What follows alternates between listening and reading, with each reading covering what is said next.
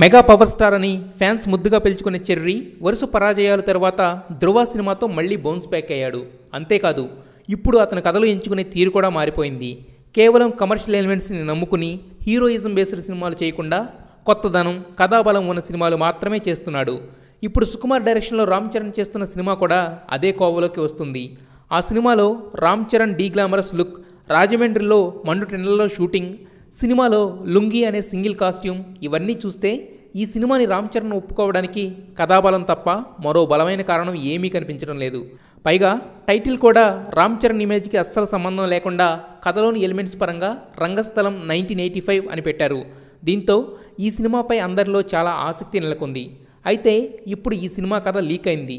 Leak చేసింది ఎవరో కాదు, సినిమా డైరెక్టర్ సుకుమార్. ఇది తన జీవితంలో జరిగిన సంఘటనల ఆధారంగా తెరకెక్కిన కథట.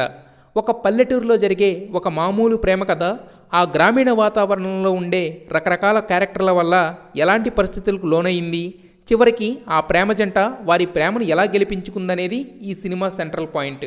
అయితే కొత్త వారికి పూర్తి స్థాయి గ్రామీణ వాతావరణం పరిచయం చేసేలా, ఆల్రెడీ గ్రామాల్లో ఉన్న వారికి వారి రియల్ లైఫ్ స్క్రీన్పై చూసుకున్న ఫీలింగ్ కలిగేలా ఈ సినిమా ఉంటుందట.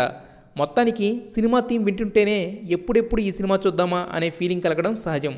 పైగా ఈ సినిమాలో రామ్ చరణ్, సమంతలను ఊహించుకుంటే ఆ ఎగ్జైట్మెంట్ మరింత పెరుగుతుంది. అలా ఈ సినిమా కథ ఇది అంటూ లీక్ ఇచ్చి సినిమాపై అంచనాలను మరింత పెంచేశాడు సుకుమార్.